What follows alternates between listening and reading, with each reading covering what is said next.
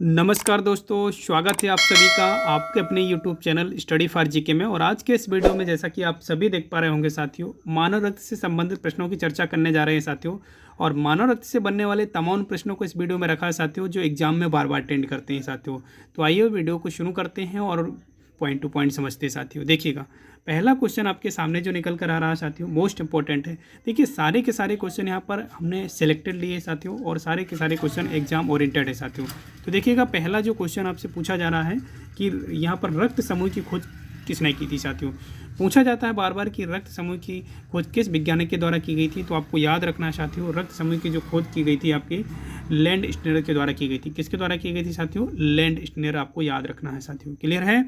Next question की चर्चा करें हम। देखिए, सेकंड क्वेश्चन की चर्चा कर लेते हैं। देखिएगा, यहाँ पर जो बात की जा रही है कि मानव शरीर में औसतन कितने लीटर का रक्त होता है साथियों। अगर हम एक एवरेज बात करें कि मानव शरीर में जो आपका रक्त होता है, यहाँ पर ब्लड की बात कर रहे हैं, तो लगभग और अगर हम बात करें तो 5 से 6 लीटर जो होता है साथियों, एक मानव शरीर में औसतन क्या होता है?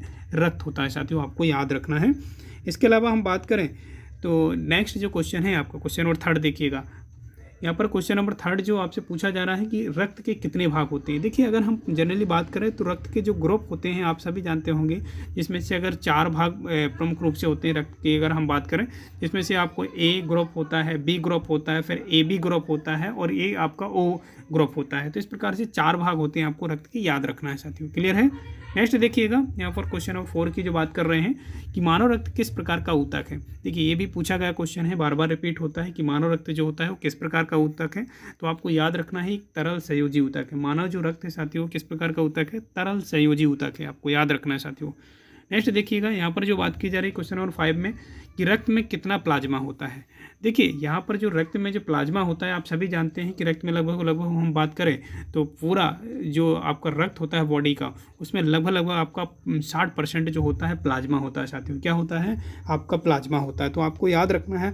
अब आप बोलेंगे सर प्लाज्मा क्या है, तो प्लाज्मा आपको विशेष रूप से याद रखना है, ये रक्त का अजीवित तरल भाग होता है साथियों।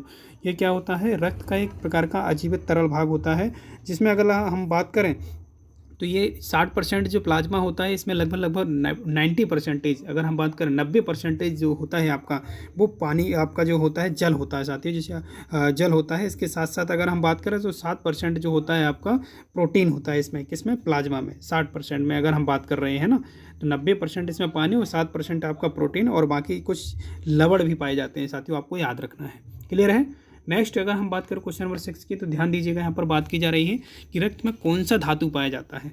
देखिए, जनरली ये सामान्य सा प्रश्न है, लेकिन पूछा गया है एग्जाम में, तो आपको याद रखना रहेगा साथियों कि रक्त में कौन सा धातु पाया जाता है। तो आप सभी जानते हैं, आपका जो रक्त होता है उसमें पाया जाता है आपका लोहा।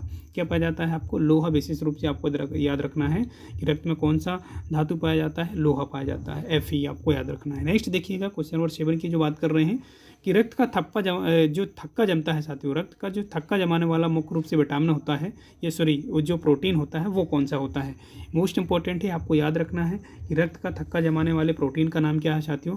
फाइब्रिनोजन। ये आपको याद रखना है। नेक्स्ट बात करते हैं, क्वेश्चन नंबर 8 की बात कर लेते हैं। देखिएगा, क्वेश्चन नंबर 8 जो है आपसे ये पूछा जा रहा है कि आरबीसी की एक कमी से कौन सा रोग होता है। देखिए साथियों, अगर हम बात करें आरबीसी की जो कमी से जो रोग होने वाला होता है साथियों, वो होता है आपको एनीमिया जिसे बोलते हैं हम। विशेष रूप से आपको याद रखना, आरबीसी का फुल नेम आपको याद रखना है रेड ब्लड सेल बोलते हैं, जिसे आपको याद रखना है। जिसकी अगर हम बात करें तो आरबीसी का जो जीवन काल होता है साथियों, ये बहुत बार पूछा गया एग्जाम में, तो आपको याद रखना है 20 से 120 दिन होता है। आरबीसी का जीवन काल कितना होता है साथियों? 20 से 120 दिन होता है, आपको याद रखना है विशेष रूप से।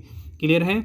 चलिए नेक्स्ट देखिएगा, क्वेश्चन नंबर 9 की बात कर रहे हैं यहाँ पर। क्वेश्चन नंबर 9 देखिएगा, क्वेश्चन नंबर 9 पूछा जा रहा है कि मनुष्य के रक्त का पीएच मान कितना होता है साथियों। मोस्ट इंपॉर्टेंट है, याद रखिएगा, जो पीएच मान की जो बात कर रहे हैं आपका, जो मनुष्य के रक्त का जो पीएच मान होता है वो 7.4 होता है साथियों। कितना होता है? 7.4। अब 7.4 है तो आप अंदाज़ा लगा सकते हैं कि 7.4 अम्लीय होगा या क्षारीय होगा।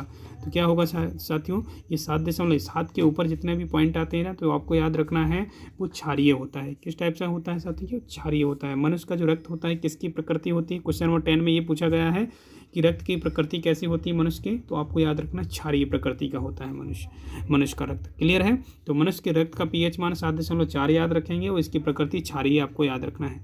नेक्स्ट देखिएगा साथियों, क्वेश्चन नंबर 11 की बात कर रहे हैं यहाँ पर कि रक्त के अध्ययन को क्या कहा जाता है। देखिए अगर हम बात करें रक्त के अध्ययन को क्या कहा जाता है, तो याद रखिएगा हेमेटोलॉजी कहा जाता है साथियों। क्या बोला जाता है? हेमेटोलॉजी बोला जाता है रक्त के अध्ययन को साथियों। क्लियर है? नेक्स्ट देखिए क्वेश्चन नंबर 12 की बात कर रहे हैं कि रक्त से आरबीसी को जब निकाला जाता है तो शेष भाग क्या कहलाता है साथियों। जब रक्त से हम आरबीसी को निकाल लेते हैं तो शेष भाग क्या कहलाता है साथियों? प्लाज्मा कहलाता है। हमने प्लाज्मा के बारे में अभी जस्ट पढ़ा है कि प्लाज्मा में जो 90% होता है वो क्या होता है साथियों? पानी होता है, जिसमें 7% जो होता है आपका प्रोटीन और इसके साथ साथ आपके कुछ लवण भी होते हैं साथियों। क्लियर है? चलिएगा नेक्स्ट देखिएगा आरबीसी का मुख्य कार्य क्या होता है साथियों। जो आरबीसी होती है आपकी बॉडी में और इसका जो मुख्य कार्य होता है वो आप सभी जानते हैं कि इसका जो मुख्य कार्य होता है ऑक्सीजन का परिवहन करना। क्या होता है काम इसका? ऑक्सीजन का परिवहन करना होता है। ट्रांसपोर्टेशन का कार्य होता है किसका? आरबीसी का, जो ऑक्सीजन का क्या करता है? परिवहन करता है आपका आरबीसी। क्लियर है? नेक्स्ट देखिएगा यहाँ पर जो बात की जा रही है क्वेश्चन नंबर 14 की मानव शरीर में रक्त का जो आपका जो मानव शरीर है उसमें आरबीसी का जो निर्माण होता है वो कहाँ होता है साथियों। मोस्ट इंपॉर्टेंट है, पूछा गया एग्जाम में, आपको याद रखना है। यहाँ पर बात की जा रही है अस्थि मज्जा की साथियों। याद रखिएगा मानव शरीर में आरबीसी का जो निर्माण होता है वो अस्थि मज्जा में होता है साथियों। क्लियर है? नेक्स्ट देखिएगा, चलिए नेक्स्ट बात करते हैं साथियों। देखिए क्वेश्चन नंबर 15 की बात कर लेते हैं। यहाँ पर देखिएगा आरबीसी का वैज्ञानिक नाम क्या होता है? साइंटिफिक नेम की बात कर रहे हैं आरबीसी की साथियों। तो याद रखिएगा एरिथ्रोसाइट जो होता है इसका साइंटिफिक नेम होता है, आपको याद रखना है किसका? आरबीसी का। और आरबीसी के जीवन काल होता है इसकी भी बात कर चुके हैं। कितना होता है जीवन काल? 20 से 120 दिन होता है साथियों। कितना होता है? 20 से 120 दिन का होता है, आपको याद रखना है साथियों। क्लियर है? चलिएगा नेक्स्ट देखिएगा क्वेश्चन नंबर 16 की बात कर रहे हैं। यहाँ पर ध्यान दीजिएगा कि आरबीसी की खोज किस वैज्ञानिक के द्वारा की गई थी साथियों। याद रखिएगा आरबीसी की जो खोज की गई थी वो एंटोनियो, आपको याद रखना है, इस वैज्ञानिक का नाम आपको याद रखना है साथियों। याद रखिएगा पूछा गया है एग्जाम में। एंटोनियो लीवेनहॉक आपको नाम याद रखना है, जो आरबीसी के खोजकर्ता के रूप में जाने जाते हैं साथियों। क्लियर है? चलिएगा नेक्स्ट देखिएगा यहाँ पर जो बात की जा रही है क्वेश्चन नंबर 17 की, तो यहाँ पर पूछा जा रहा है आपसे कि प्लाज्मा का रंग पीला किसके कारण होता है। प्लाज्मा जो होता है आपकी जो ब्लड में पाया जाता है और उसका जो रंग होता है वो किसके कारण होता है। तो आपको याद रखना है साथियों इसका जो रंग होता है बिली, आपको किसके कारण होता है? बिली रूबिन के कारण आपको इसका रंग किसका कैसा होता है? पीले रंग का होता है साथियों प्लाज्मा। क्लियर है? चलिए नेक्स्ट देखिए क्वेश्चन नंबर 18 की बात कर रहे हैं। भ्रूण अवस्था होती है साथियों, भ्रूण अवस्था में आरबीसी का जो निर्माण होता है वो कहाँ पर होता है, ये पूछा जा रहा है क्वेश्चन में। तो आपको याद रखना है साथियों कि जो भ्रूण अवस्था में जो आरबीसी का निर्माण होता है वो होता है आपका यकृत में। कहाँ पर होता है साथियों? यकृत में होता है, विशेष रूप से आपको याद रखना है। नेक्स्ट देखिए क्वेश्चन नंबर 19 की बात कर रहे हैं। सुपर फास्ट वीडियो है साथियों, ध्यान दीजिएगा। अगर आप पहली बार हैं चैनल में तो चैनल को सब्सक्राइब कर लीजिएगा सबसे पहले सफलता के लिए। और जी हाँ, साथ में ऑन कीजिएगा बेल आइकॉन, जिससे हमारे आने वाले वीडियो का सबसे पहले नोटिफिकेशन आप तक पहुँच सके। क्लियर है? नेक्स्ट देखिएगा 19 क्वेश्चन की बात कर रहे हैं यहाँ पर। आरबीसी का जीवन काल, अभी जस्ट हमने चर्चा की कि इसका जो जीवन काल होता है कितना होता है? 120 दिन होता है अधिकतम, 120 से 20 दिन आता है साथियों, तो आपको याद रखना है। क्लियर है?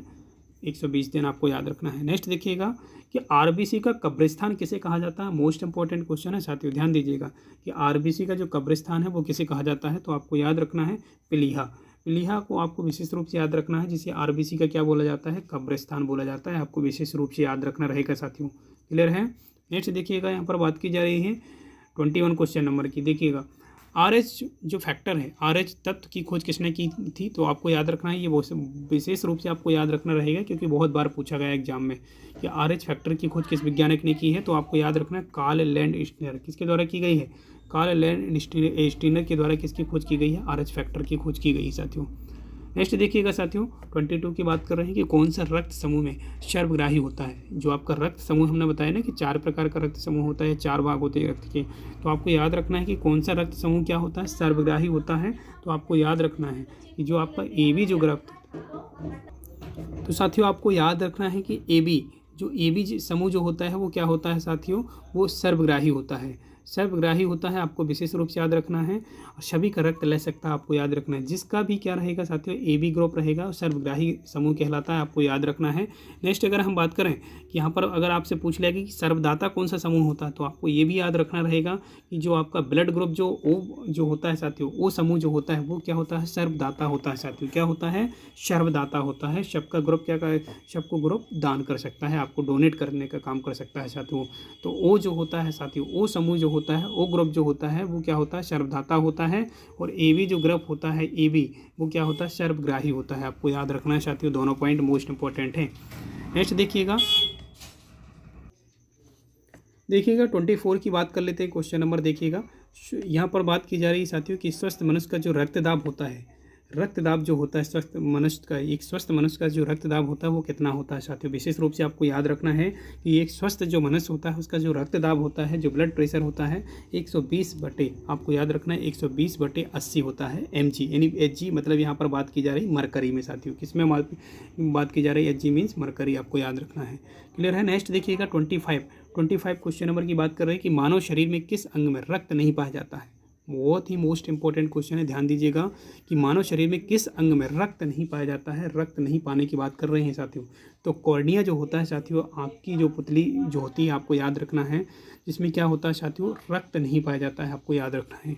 नेक्स्ट देखिएगा 26 नंबर की बात कर रहे हैं। टॉप 30 क्वेश्चन लिया था हमने साथियों, देखिएगा 26 में पहुंच चुके हैं। रक्तदाब किस यंत्र द्वारा मापा जाता है। विशेष रूप से आपको याद रखना है कि रक्तदाब जो होता है साथियों स्फेग्नोमीटर से मापा जाता है। किसके द्वारा मापा जाता है साथियों, स्फेग्नोमीटर के द्वारा मापा जाता है साथियों। नेक्स्ट देखिएगा क्वेश्चन नंबर 27 की बात कर रहे हैं यहाँ पर कि WBC का जो होता है साथियों, वाइट ब्लड सेल जो होती हैं साथियों, विशेष रूप से आपको याद रखना है जो WBC का जो वैज्ञानिक नाम होता है, यहाँ पर बात की जा रही है कि वैज्ञानिक नाम क्या होता है WBC का। तो आपको याद रखना है WBC का जो वैज्ञानिक नाम होता है वो होता है ल्यूकोसाइट। क्या बोलते हैं इसको, ल्यूकोसाइट बोलते हैं किसको, WBC को। आपको विशेष रूप से आपको याद रखना है।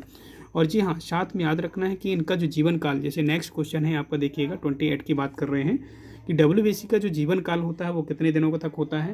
तो याद रखिएगा WBC का जो जीवन काल होता है 2 से 5 दिन तक होता है। वहीं हमने बात की थी कि RBC का जो जीवन काल की बात की थी, तो RBC का जो जीवन काल होता है वो 120 से 120 दिन तक होता है साथियों, याद रखिएगा। क्लियर है, दोनों के जीवन काल आपको याद रखना है, WBC और RBC साथियों। नेक्स्ट देखिएगा 29 की बात कर रहे हैं यहाँ पर कि रोगों से लड़ने की रोग प्रतिरोधक क्षमता कौन प्रदान करता है साथियों। याद रखिएगा, रोगों से लड़ने की जो रोग प्रतिरोधक जो क्षमता होती है, जो इम्यूनिटी पावर होती है, वो कौन प्रदान करता है, वो करता है आपका WBC, जिसे आप किस नाम से जानते हैं, ल्यूकोसाइट के नाम से जानते हैं साथियों। क्लियर है, तो रोग प्रतिरोधक क्षमता कौन बढ़ाता है, WBC बढ़ाता है साथियों। नेक्स्ट देखिएगा, लास्ट क्वेश्चन है आज के सेशन का, लास्ट क्वेश्चन है। अगर वीडियो पसंद आता हो तो वीडियो को दबा के लाइक कीजिएगा और चैनल में पहली बार है तो सब्सक्राइब कर लीजिएगा। चलिएगा देखिएगा, इस क्वेश्चन को पढ़ते हैं। एलर्जी से निपटने के लिए कौन सा WBC कार्य करता है। तो देखिएगा, ये सामान्य सा प्रश्न है कि एलर्जी से निपटने के लिए WBC कार्य करता है। तो क्या कार्य करता है, वैसे आपको विशेष रूप से याद रखना है। तो साथ ही इस क्वेश्चन का राइट ऑप्शन आपको अगर सेलेक्ट करना रहेगा तो क्या सेलेक्ट करेंगे, बेसोफिल्स। आपको याद रखना है क्या रखेंगे इसका राइट ऑप्शन सेलेक्ट, आपको बेसोफिल्स आपको राइट ऑप्शन सेलेक्ट करना रहेगा साथियों। क्लियर है, तो आज के इस वीडियो में हम टॉप 30 क्वेश्चन सॉल्व किया है साथियों। टॉप जो क्वेश्चन थे 30 थे और इसमें वही क्वेश्चन हमने लिया था जो एग्जाम ओरिएंटेड है साथियों। तो वीडियो अगर पसंद आता तो शेयर कीजिएगा। चलेगा, मिलते हैं नेक्स्ट वीडियो में। जय हिंद, तब तक के लिए।